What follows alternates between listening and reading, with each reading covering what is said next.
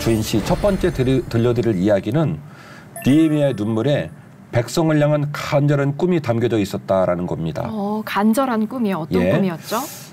느헤미야는 유대의 후손이긴 하지만 유대에서 태어난 인물이 아니에요. 페르시아의 아닥사스다 왕이 있는 그 지역에서 태어난 사람입니다. 우리로 말하면 제1교포, 재미교포 뭐 이렇게 말을 할 수 있겠지요. 그리고 그 지역에서 열심히 살아가지고 술 맡는 관원장이 될 정도로 성공한 사람이에요.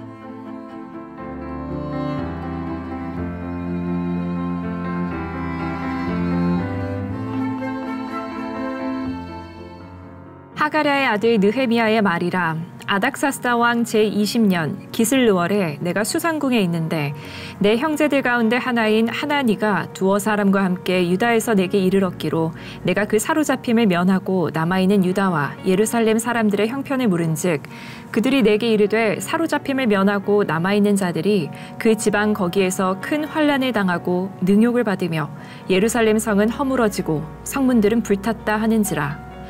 내가 이 말을 듣고 앉아서 울고 수일 동안 슬퍼하며 하늘의 하나님 앞에 금식하며 기도하여 이르되 하늘의 하나님 여호와 크고 두려우신 하나님이여 주를 사랑하고 주의 계명을 지키는 자에게 언약을 지키시며 긍휼을 베푸시는 주여 간구하나이다. 아멘. 아멘.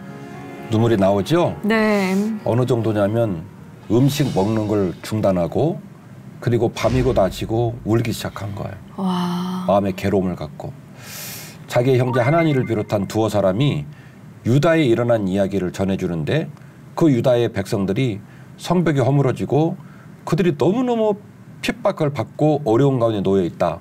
이런 얘기를 듣고 막 울기 시작했다는 거예요. 일단 스룹바벨 회복하고 또 에스라 회복하고 포로 귀환을 했기 때문에 성전은 지금 재건이 된 상황으로 본단 말이에요. 네. 그렇게 보면 유대 후손들이 너무너무 고난을 당하고 힘들어하고 울고 있다라고 한다면 아마 이제 특정한다면 성벽을 특정할 수 있을 거예요.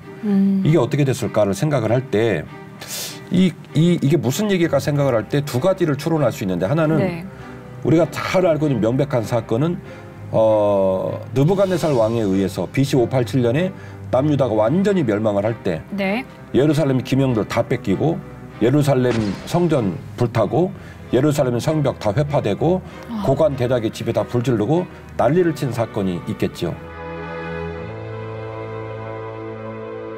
근데 생각해보면 느헤미야가 전달받은 얘기가 그 얘기일까라고 생각을 하기에는 시간적으로 너무너무 많이 떨어져 있는 거예요. 그래서 아주 우리 시청자들과 함께 나눠야 될 중요한 사건을 발견하게 된 건데 에스라 4장 13절 이하의 사건입니다. 에스라요? 예. 이제 왕은 아시옵소서. 만일 이 성읍을 건축하고 그 성곽을 완공하면 저 무리가 다시는 조공과 관세와 통행세를 바치지 아니하리니 결국 왕들에게 손해가 되리이다. 이제 감히 왕에게 아뢰오니 이 성읍이 중건되어 성곽이 준공되면 이로 말미암아 왕의 강 건너편 영지가 없어지리이다 하였더라. 왕이 방백 르훔과 서기관 심세와 사마리아에 거주하는 그들 동관들과 강 건너편 다른 땅 백성에게 조서를 내리니 일러스되 너희는 평안할지어다. 이제 너희는 명령을 전하여 그 사람들에게 공사를 그치게 하여 그 성을 건축하지 못하게 하고 내가 다시 조서 내리기를 기다리라. 너희는 삼가서 이 일에 게으르지 말라. 어찌하여 화를 더하여 왕들에게 손해가 되게 하려 하였더라. 아닥사스다 왕의 조서 초본이 르훔과 서기관 심세와 그의 동료 앞에서 낭독되매 그들이 예루살렘으로 급히 가서 유다 사람들을 보고 권력으로 억제하여 그 공사를 그치게 하니 이에 예루살렘에서 하나님의 성전 공사가 바사왕 다리오 제2년까지 중단되니라. 아멘. 아멘. 자, 느헤미야가 들었던 슬픈 소식이 무엇냐라고 얘기를 했을 때 BC 587년에 남유다가 멸망한 얘기로 가자면 너무 먼 이야기고 그쵸. 지금 그 형제들이 다녀와서 들었던 얘기는 더 이상 연결이 안 되는 그런 얘기가 될 수 있는데 에스라 4장을 보니까 충분히 이해할 만한 이야기가 등장되고 있는 겁니다. 우리가 알고 있는 것처럼 에스라는 성전을 건축한 사람도 아니고 성벽을 건축한 사람이 아니라 마음에 있는 성전을 건축했다라고 말하는, 그래서 별명이 학사 에스라란 말이죠. 그런데 에스라 4장 13절 이하 말씀을 읽어보니까 에스라가 움직이는 그 시절에도 성읍을 건축하고 성곽을 건축하는 일들에 대하여 이 유대 후손들이 너무너무 그 일에 관심을 갖고 그렇네요. 그 일에 손을 네. 댔다는 얘기예요. 그리고 이른바 그 지역을 레반트 지역이라고 얘기를 하는데요. 왼쪽 지중해의 맨 끝쪽에 이제 이스라엘이 있죠. 그리고 저쪽에 수상궁에 있는 페르시아, 네. 아수르, 바벨론, 페르시아. 요 페르시아가 지금 이 지역을 다 통치하고 있는데 유브라데스강 티그리스강에서 이쪽 예루살렘 쪽에 있는 이 가운데 지역을 레반트 지역이라고 얘기를 합니다. 네. 이 지역에 총독들이 많이 있죠. 그리고 이들이 이제 아닥사스다 왕에게 조공을 바치고 그리고 이제 제국의 통치를 받고 있는 그런 상황인데 결국 예루살렘 성벽이 중건이 되어지고 성읍이 안전해지면 이런 정치적 지역관계가 흐트러지는 거예요. 권력의 구조가 바뀌고 이렇게 되는 거예요. 그래서 이들이 계속해서 아닥사스다 왕에게 모함 상소문을 보내서 그러니까요. 얘네들 이렇게 놔두면 큰일 납니다. 성벽 다 짓고 나면 왕을 대적할 겁니다. 혼내줘야 됩니다. 라고 하는 상소문을 보냈고 그게 받아들여져 가지고 에스라 사장이 보니 그들이 그 공문을 가지고 와서 다시 지어 올렸던 성벽을 다 허무는 기가 막힌 일들이 벌어지게 되었다는 얘기죠.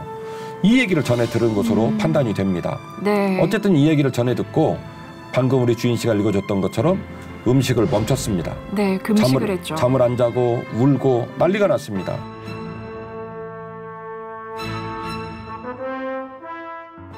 아닥사스다 왕 제20년 니산월에 왕 앞에 포도주가 있기로 내가 그 포도주를 왕에게 드렸는데 이전에는 내가 왕 앞에서 수심이 없었더니 왕이 내게 이르시되 내가 병이 없거늘 어찌하여 얼굴에 수심이 있느냐 이는 필연 내 마음에 근심이 있음이로다 하더라. 그때 내가 크게 두려워하여 왕께 대답하되 왕은 만세수를 하옵소서. 내 조상들의 묘실이 있는 성읍이 이제까지 황폐하고 성문이 불탔사오니 내가 어찌 얼굴에 수심이 없사오리이까 하니 왕이 내게 이르시되 그러면 네가 무엇을 원하느냐 하시기로 내가 곧 하늘의 하나님께 묵도하고 왕에게 아뢰되 왕이 만일 좋게 여기시고 종이 왕의 목전에서 은혜를 얻었사오면 나를 유다 땅 나의 조상들의 묘실이 있는 성읍에 보내어 그 성을 건축하게 하옵소서 하였는데 아멘. 아멘. 정말 지혜로운 것 같아요. 왕이 물어봤을 때 바로 대답하지 않고 하나님께 묵도하고. 네. 일단 이거부터 점검합시다. 현재 느헤미야의 직업입니다. 이 직업이 뭐냐면 술 맡은 관원장이에요. 네. 고대 사회는요. 왕들이 음독 암살을 많이 당했어요. 네. 왕은요. 많은 대신들이 있어도 그 대신들 중에 모든 사람이 자기를 배신해도 절대로 이 사람은 배신하지 않는다. 하늘하고 땅하고 딱 붙어가지고 이 세상이 없어져도 이 사람은 배신을 하지 않는다라는 사람에게 관직을 뭘 주냐면 술 맡은 관원장을 주는 거예요. 그러니까 단순히 술 시중드는 사람이 아니라 왕이 내 몸을 맡길 수 있는 사람이었네요. 술 맡은 관원장이란 말은 왕이 섭취하는 모든 종류의 음료를 전부 관장하고 왕을 강건할 수 있도록 통치할 수 있도록 백업해주고 지켜주는 역할을 누가 하냐면 술 맡은 관원장이 하는 겁니다. 네. 그러니까 사실은 느헤미야가 지금 굉장히 높은 관직에 있는 상황인데 그날도 이제 직무를 보는데 왕이 가만히 보니까 느헤미야 안색이 영 아닌 거예요. 그래서 이 왕이 느헤미야에게 묻습니다. 내가 너를 오랫동안 지켜봤는데 또 맨날 괜찮더니 오늘 왜 그러니? 이렇게 얘기하는 거예요. 그러니까 가만히 보면 말이라고 하는 어감이 있잖아요. 어감. 이 어감을 보면 아닥사스다 왕이 느헤미야를 사랑했거나 신뢰했거나 혹은 대단히 존중해줬다는 거예요. 부하가 인상 좀 쓴다고 그걸 왜 물어봅니까? 그것도 옛날 고대 사회. 근데 아닥사스다 왕이 물어봐요.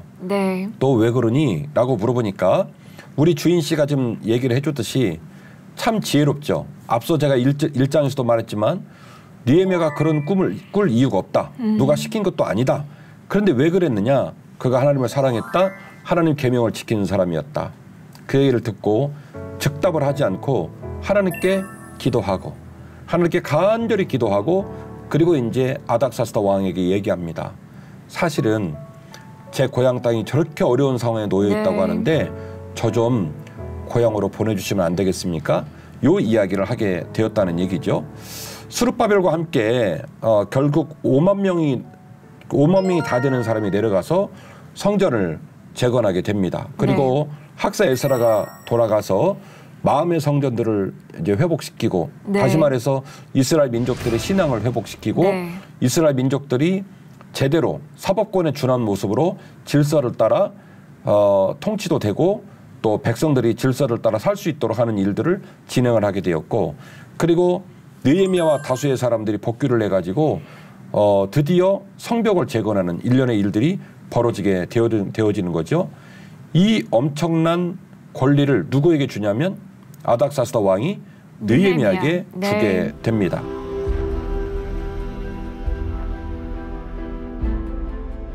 느헤미야가 복귀를 할 때 주어진 권리를 4가지로 분석을 해요. 네. 신학자들이. 그런데 제가 좋아하는 우리 소영건 박사님은 동의하지 않습니다. 첫 번째 그 주제에 관하여. 그게 바로 뭐냐면 총독으로 부임을 한 건 맞지만 우리 소 박사님이 저에게 조언하고 있는 건 뭐냐면 네. 느헤미야가 복귀를 할 때는 총독이 아니었다는 겁니다. 왜냐하면 조서를 써줘라는 얘기는 네. 본인이 총독이면 조서를 쓸 이유가 없죠. 총독의 권리를 통해서 통치하면 되는 그쵸? 거예요. 그렇네요. 그런데 네. 왕이 공문을 써달라는 얘기를 전개하는 걸로 보아. 그리고 산발랏 도비아가 공식적으로 느헤미야가 총독이면 그렇게까지 대들 수 없다는 거예요. 아, 그 권위에 그렇게 예. 대들 수 없다는 거죠. 라이센스가 네. 아직은 없기 때문에 그렇게 계속해서 괴롭히지 않았는가 생각을 하게 그렇구나. 되는 거예요. 어쨌든 간에 총독이 되긴 했어요. 나중에 총독이 됩니다. 그래서 첫 번째는 어쨌든 총독의 권리를 주었다는 것. 두 번째는 유프라테스 강 서쪽 그리고 예루살렘 중간에 있는 넓은 지역을 이른바 레반트 지역이라고 얘기를 해요. 그 레반트 지역에 많은 이제 나라들과 지역들이 있겠죠. 총독들이 있고 네. 총독들을 관할하는 또 높은 총독이 있겠죠. 이게 구조가 그렇게 되어 있어요. 그런데 이전에 1차 포로 귀환한 사람들, 2차 포로 귀환한 사람들은 직선주로로 복귀를 하지 않고 하란 쪽으로 쭉 돌아서 복귀를 해요. 1차도 그렇고 2차도 그렇고. 그런데 느헤미야는 뜻밖의 얘기를 합니다. 왕한테. 왕이요. 조서 써주세요. 가는 곳마다 총독들 만나면요. 우리로 말하면 이제 비자 발급받고 여권에도 도장 찍는 거하고 똑같은 개념인데 네. 우리 가는 일행들 프리패스로 문 다 열어주라고 하세요. 어떻게 가겠다? 꾸불꾸불 돌아서 갈 마음이 없다. 그만큼 내가 마음이 여유가 없다. 나는 그냥 질러서 갈 거다. 그냥 질러 갈 거니까 이 레반트 지역 지도자들한테 우리가 갈 때마다 길 열라라고 하는 공문 써달라는 거예요. 와. 조서 만들어달라는 거예요. 그러니까 최대한 시간 낭비하지 않고 효율적으로 성벽을 재건하기 위해 제가 엄청 고민을 많이 했네요. 차분차분하게 하려다가 또 이제 흥분을 하는 상황인데 그리고 또 뭐라고 얘기하냐면 왕의 창고에서 성벽과 총독 관절을 지을 수 있는 모든 목재를 무제한 쓸 수 있는 지원해달라고. 네, 무제한 쓸 수 있는 권한을 달라. 마지막 4번째로 왕의 군대와 마병들을 붙여주라. 그렇게 얘기하는 거예요. 그러니까 제가 보는 더 깊이 이야기꾼이 보는 느헤미야는 전략가입니다. 네. 그리고 책사입니다. 그리고 무엇보다도 중요한 건 하나님의 사람이었다는 거예요.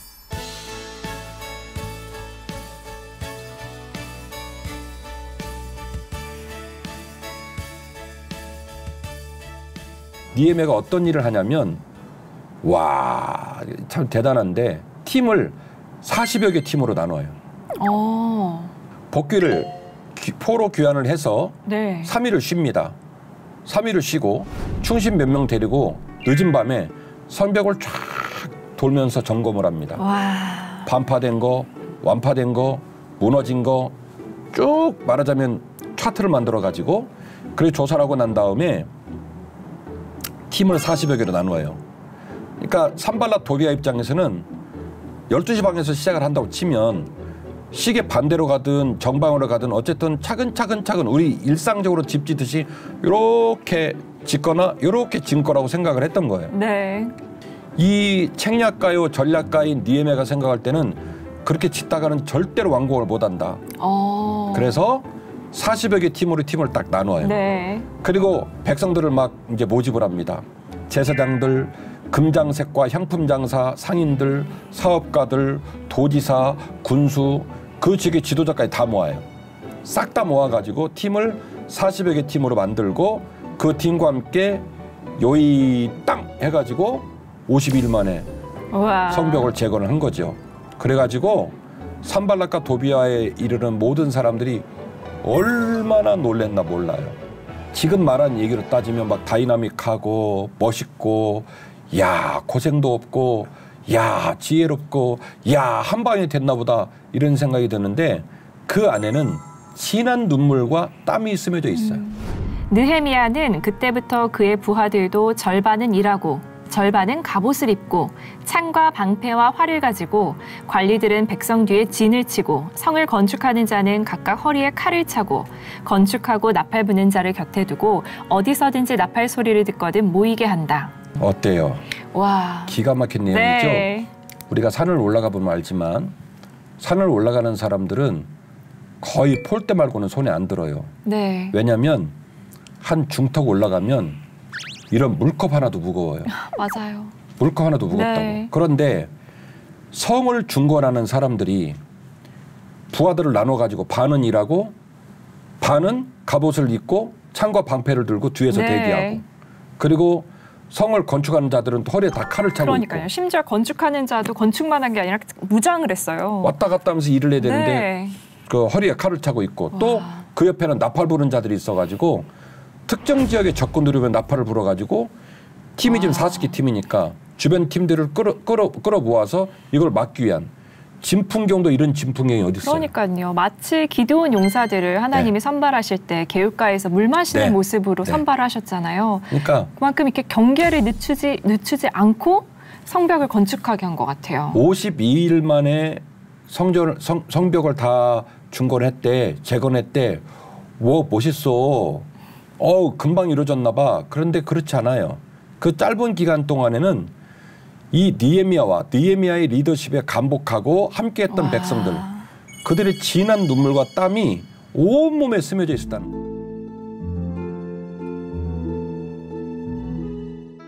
이날에 무리가 큰 제사를 드리고 심히 즐거워하였으니 이는 하나님이 크게 즐거워하게 하셨습니다. 부녀와 어린아이도 즐거워하였으므로 예루살렘이 즐거워하는 소리가 멀리 들렸느니라. 제사장들과 레위 사람들에게 돌릴 것, 곧 율법에 정한 대로 거제물과 처음 익은 것과 11조를 모든 성읍 밭에서 거두어 이 곡간을 쌓게 하였노니 이는 유다 사람이 섬기는 제사장들과 레위 사람들로 말미암아 즐거워하기 때문이라. 아멘. 아멘. 이제 무슨 일이 벌어졌냐면 드디어 활용점정이 된 거죠. 완벽하게 돌아가기 시작하는 거예요. 네. 11조가 살아나고 와. 대제사장, 레위인들, 백성들이 다 제자리로 돌아가고 네. 착착착착 돌아가면서 하나님의 영광이 그곳에 임하는 아름다운 성, 아름다운 성전, 아름다운 백성의 삶이 회복이 되었다라는 얘기죠. 너무너무 감사한 일이 벌어진 거고요.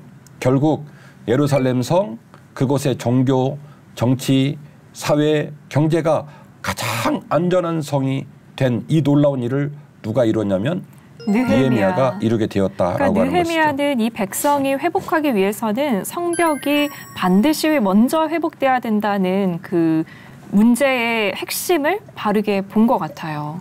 맞아요. 스룹바벨을 통해 만들어진 성전이 하나님과 유대인의 관계와 제사가 회복되는 사건이었다면 느헤미야의 성벽 재건 사건은 백성과 백성이 회복되고 네. 경제와 교육과 백성의 삶이 회복되는 사건이었어요. 그리고 온 백성에게 이제는 살만한 땅, 살만한 사랑을 선물했고 느헤미야는 12년 후 페르시아로 복귀했다가 다시 돌아오는 일이 벌어집니다마는 그 간절한 꿈으로 말미암아 백성들에게 세계를 열어준 거예요. 와.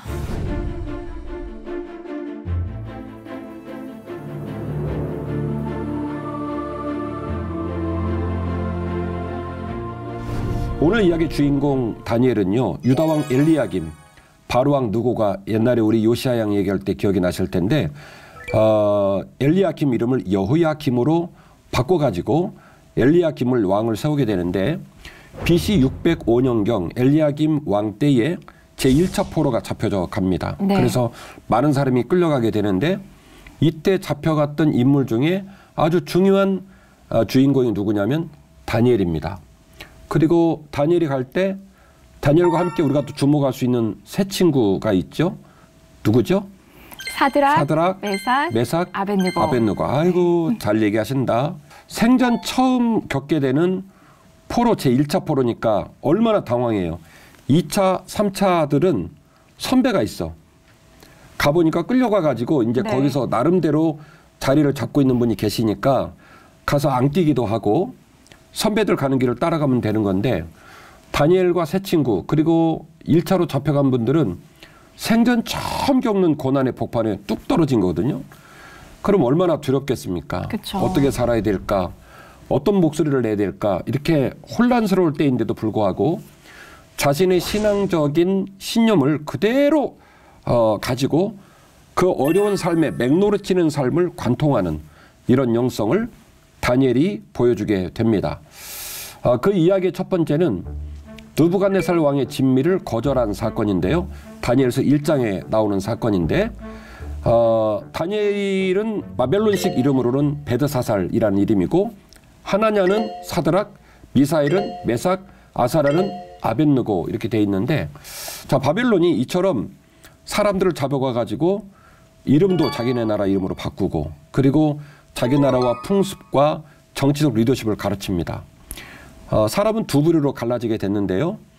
아주 소수의 그룹을 그 나라의 지도자 그룹으로 세우기 위해서 왕의 특별한 그 교육 시스템 안에 병합을 시키고 그래서 그 안에서 왕의 진미를 매기고 또 왕의 문화를 주입하고 그 나라의 정치 시스템과 교육을 쭉 해나가는 그런 모습으로 갔던 특별한 그룹이 있고 또 나머지 포로들은 자유민 신분으로 그곳에 살게 했어요. 예레미야 29장 5절에서 7절 말씀을 보면 성경 말씀 속에서도 바벨론에 잡혀간 사람들이 굉장히 좀 자유롭게 살았구나라는 모습을 좀 엿볼 수 있는 이야기들이 기록이 되어 있고 그중에 그 일부, 그중에 더 그 일부를 특별하게 뽑아서 왕의 친정 속에서 그래서 왕의 진미, 왕의 교육 시스템, 그 나라의 최고의 문화로 그들을 가르치는 모습들이 전개가 되는 겁니다. 이 전개되는 상황을 거절한 사람이 누구냐면 다니엘이에요. 이 다니엘이 왕의 진미를 먹으라고 하는 환관장의 이야기를 듣고 다니엘이 거절을 하죠. 그러니까 환관장이 얘기해요. 네가 종교적 신념으로 신앙적 신념으로 우리나라까지 와서 산다는 거 내가 뭐 막을 일은 없다. 그런데 나는 말이다. 왕에게 지시를 받고 너희들을 양육하는 명령을 받은 사람인데 너네 왕의 진미를 먹지 않고 비리비리해지고 얼굴빛이 안 좋아지고 그러면 어떡하니? 그렇게 얘기하니까 다니엘이 뭐라 그래요? 그래도 내비두라고 그래요? 걱정하지 말라고. 당신의 나라의 왕의 진미를 먹지 않아도 우리를 사랑하셔서 지키신 하나님께서 우리를 더 낯빛을 환하게 하시고 강건케 하실 거니까 걱정도 말라고 그렇게 얘기하고 결국 10일 후에 그의 신앙적 신념이 그대로 빛을 발을 드러나는 놀라운 일이 일어나게 됩니다. 이게 이제 다니엘서 1장에서 읽게 되어지는 다니엘의 독특성입니다. 그리하여 감독하는 자가 그들에게 지정된 음식과 마실 포도주를 제하고 채식을 주니라.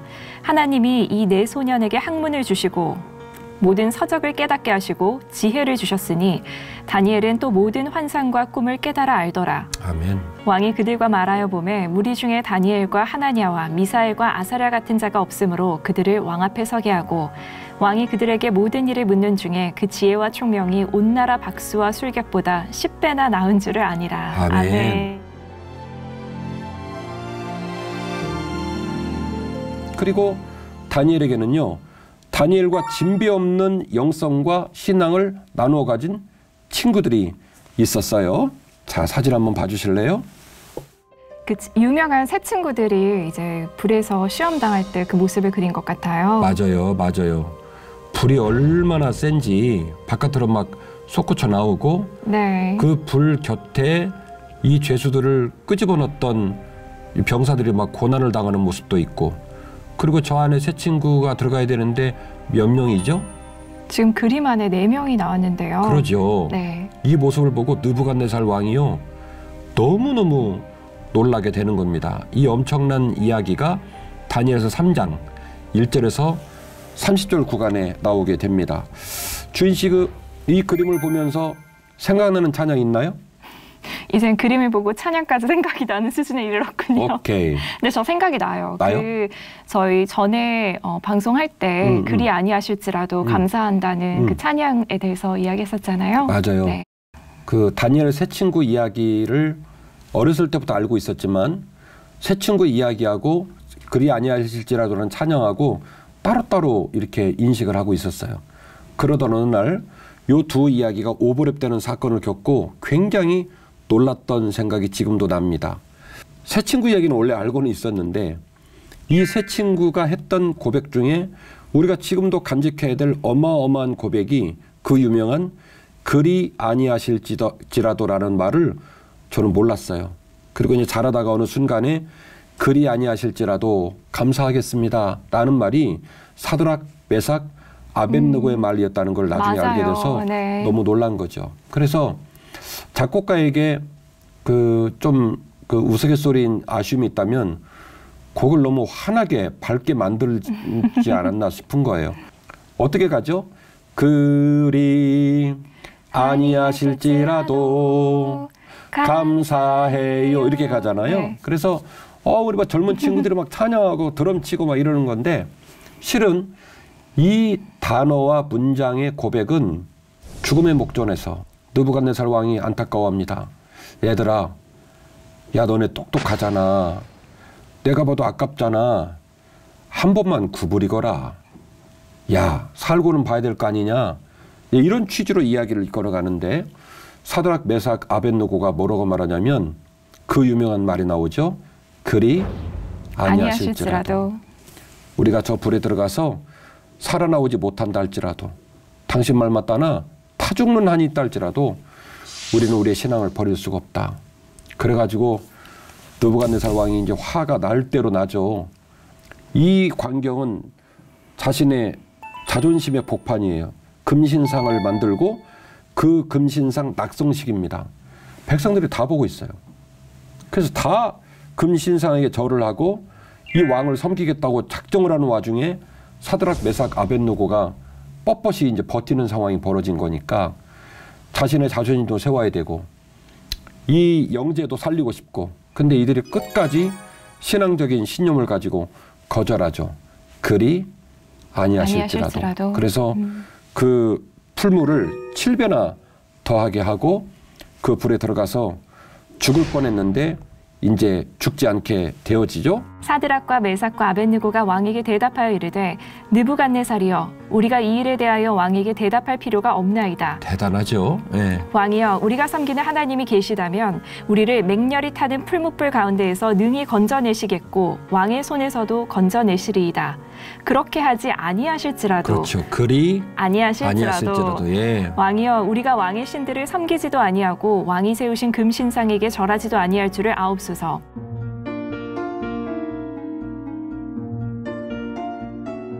추론하기로는 80세에서 90세까지 살았을 것이다 라고 예측을 하고 있는데 문제는 이 어르신은 고향으로 못 돌아왔어요. 이방 땅에 있으면서 백성들에게 믿음의 귀감을 보이고 백성들에게 갈 길을 보여주고 백성들이 복귀를 하는데 그들을 지원하고 하는 모든 일을 감당하고 정작 자신은 고향으로 못 돌아가면서도 고향에 있는 사람 이상으로 믿음이 좋았어요. 나라로 따지면 두 나라를 섬겼어요. 바벨론하고 페르시아하고. 직업은 총리였거든요. 주인 씨, 나라가 바뀌었는데 총리의 직무를 유지할 수 있나요, 없나요? 없죠. 없죠. 1순위입니다. 나라가 바뀌면 총리부터 목이 날아가게 되는 거예요. 나라를 2개나 섬겼고 왕은 3사람을 섬겼어요. 느부갓네살, 벨사살, 그리고 고레스까지. 그러니까 이분이 어느 정도로 정치적인 권위와 그리고 이 지도력을 갖고 있었는지를 가늠할 수 있는 것이 국가가 바뀌는데도 왕이 계속해서 바뀌는데도 이 총리는 계속 쓰임을 받는 거예요. 그러니까 이런 역사적 배경을 갖고 보면 우리가 흔히 사자굴, 다니엘 안 죽었어 이렇게 끝날 일이 아니에요. 엄청나게 탁월한 네. 인재였네요. 더 궁금해야 되는 거죠. 더 깊이 들어가 봐야 되는 거죠. 우리가 잘 아는 이름이지만 사자굴에 살아냈대 그렇게 쉽게 넘어갈 사람은 아니라는 거예요. 제 얘기는.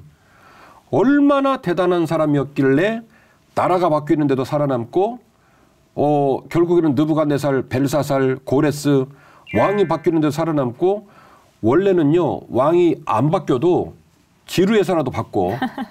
근데 어떻게 이 다니엘은 살아남았을까? 궁금함을 가지고 우리가 함께 볼 필요가 있는데 자 그래서 그걸 알 수 있는 본문을 좀 소개하려고 해요. 일단 다니엘서 6장 1절 2절만 좀 읽어주세요. 다리오가 자기의 뜻대로 고관 120명을 세워 전국을 통치하게 하고 또 그들 위에 총리 셋을 두었으니 다니엘이 그 중에 하나이라. 이는 고관들로 총리에게 자기의 직무를 보고하게 하여 왕에게 손해가 없게 하려 함이었더라. 아멘. 아멘. 자, 다리오라는 이름이 나오는데 역사적인 자료들에는 다리오라는 이름이 등장을 안 합니다. 그래서 신학자들은 이 다리오가 누구냐라는 것에 대해 해석이 많은데 제가 성도들을 만나고 목사 입장에서는 그건 신학자들이 모시고 성경 말씀에 다리오라고 써 있으니까 다리오를 기조로 얘기를 합시다. 다리오 이 왕이 62세의 왕이 되었어요. 반란을 다 다스리고 62세의 왕이 됐어요. 그러면 반란을 다 정리하고 62세 왕이 되면 이 왕은 자기 나라를 안전하게 잘 끌고 가고 싶겠죠. 그래서 생각을 한 거예요. 그래서 모든 백성들 중에서 120명의 고관을 세우고 네. 그 120명을 또 통치하는 총리를 3명을 둔 거예요. 시스템이 백성, 그 위에 120명, 그 위에 3명. 네. 이렇게 된 거예요. 그러면 왕은 한 명이니까 문제가 없겠지만 120명의 고관들은 얼마나 정치적으로 이해관계가 복잡했겠어요. 그 위에 이제 그 상사가 3사람이니까 어느 쪽 총리의 라인에 서야 될까 고민이 많겠죠. 120명은. 그렇네요. 그리고 이 3명은 대표 총리라는 개념이 있어요. 요 셋 중에 누구를 대표 총리를 시킬까 이게 되게 궁금한 거예요. 그럼 어쨌든 경쟁을 해 살아남아야 돼요. 근데 묘한 일이 벌어졌습니다. 120명의 고관이 있고 3명의 총리가 있는데 아주 이물감이 있는 출신에 대해서 인정을 하고 싶지 않은 한 사람이 거기에 낑긴 거예요. 그게 누구냐면 다니엘입니다. 엄청 믿고 마음에 안 드는 거예요. 왜냐하면 이 사람은 포로거든요. 우리들이 생각할 때 나라로 취급당하는 저 이스라엘 총구석 조그마한 데서 잡혀온 친구거든요. 근데 이 친구가 말이죠.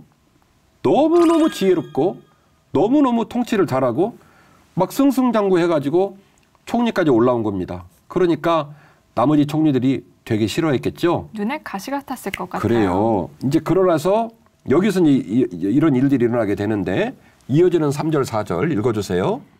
다니엘은 마음이 민첩하여 총리들과 고관들 위에 뛰어남으로 왕이 그를 세워 전국을 다스리게 하고자 한지라. 이에 총리들과 고관들이 국사에 대하여 다니엘을 고발할 근거를 찾고자 하였으나 아무 근거, 아무 허물도 찾지 못하였으니 이는 그가 충성되어 아무 그릇됨도 없고 아무 허물도 없음이었더라. 예, 아멘. 아주 나이스한 내용인데 드디어 일이 터졌어요. 다리오는 가만히 보니까 대표 총리를 누구를 시키면 좋겠다? 다니엘을 시키면 좋겠다. 아주 민첩하고 총명하고 충성되고 다니엘 시키면 우리로 말하면 국무총리 시키면 제일 좋겠다라고 복심을 품었어요. 이거를 나머지 총리가 아는 거예요. 난리가 난 거예요. 발등에 불이 떨어진 거예요. 이거 놔뒀다가는 다니엘 수하로 다 들어가게 생겼네요. 그래서 이들이 다니엘을 모함할 일을 위해 우리로 말하면 국정감사처럼 뭔가 이제 인사조치에 대한 부분을 진행할 때 이를 끌어내릴 수 있는 이제 거리를 찾으려고 하는데 오늘 본문에 보니까 읽어주셨지만 있다 없다. 없다. 아무 허물도 찾을 수 없었고 아무 근거도 찾을 수 없었고 이 사람의 충성은 짱이었다. 이거예요. 진퇴양난이 된 거예요. 그런데 여기서 우리가 주목해봐야 될 놀라운 사건이 생깁니다. 이들이요. 다니엘을 무너뜨릴 수 있는 거리를 찾아요. 놀랍게도. 그 거리가 뭐였냐면 틀이었어요.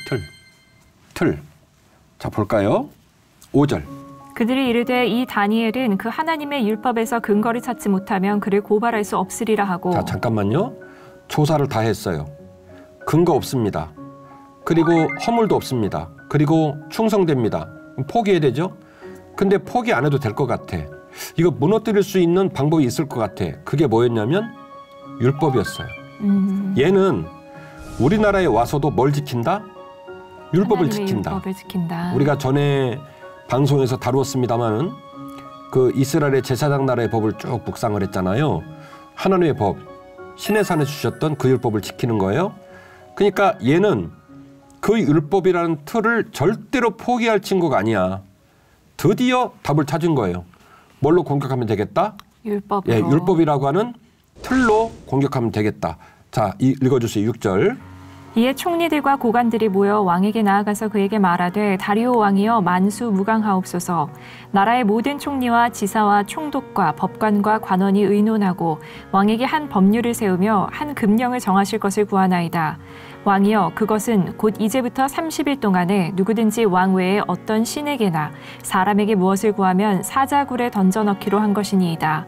다니엘이 이 조서에 왕의 도장이 찍힌 것을 알고도 자기 집에 돌아가서는 윗방에 올라가 예루살렘으로 향한 창문을 열고 전에 하던 대로 하루 3번씩 무릎을 꿇고 기도하며 그의 하나님께 감사하였더라. 얘는 율법이라는 틀을 이거를 절대 안 내려놔. 이걸 꽉 잡고 있어. 요걸로 공격하면 얘 절단 날 수 있어.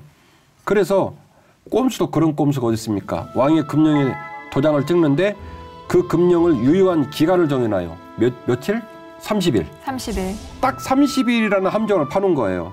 이때 틀 포기 안 하면 얘는 죽는다. 그런데요, 오늘 본문에 어마어마한 얘기 나오잖아요. 다니엘이 이 조서에 도장이 찍힌 줄 알고도 전에 하던 대로, 이게 뭐예요? 틀이에요, 틀. 어제 하던 대로, 그제 하던 대로, 6개월 전에 하던 대로 틀. 이 틀 좀 붙들면 어떻게 되죠? 죽어요. 그렇죠. 며칠만 눈 감으면 돼요? 30일. 그런데 눈 감지 않고 이거 붙들면 죽을 수 있는데 이 틀을 포기를 안 합니다. 2층 다락방으로 올라가서 예루살렘 향으로 문을 열고 지금 그 카메라 다 대고 있거든요. 망원 렌즈 해가지고 이제 하기만 해. 찍어버릴 거야. 그럼 죽는 거야. 딱 봐도 지금 이거 열면 안 되거든. 함정이죠. 벼르고 있잖아요. 벼르고 있는데 근데 전에 하던 대로 틀 문 열고 하루에 3번 기도했대요. 고관대적의 입장에서는 네 목숨이 중하잖아. 야, 비굴하게 넘겨. 그런데 다니엘은 아니, 나는 하나님과의 약속, 내 틀을 지키는 게 중요해.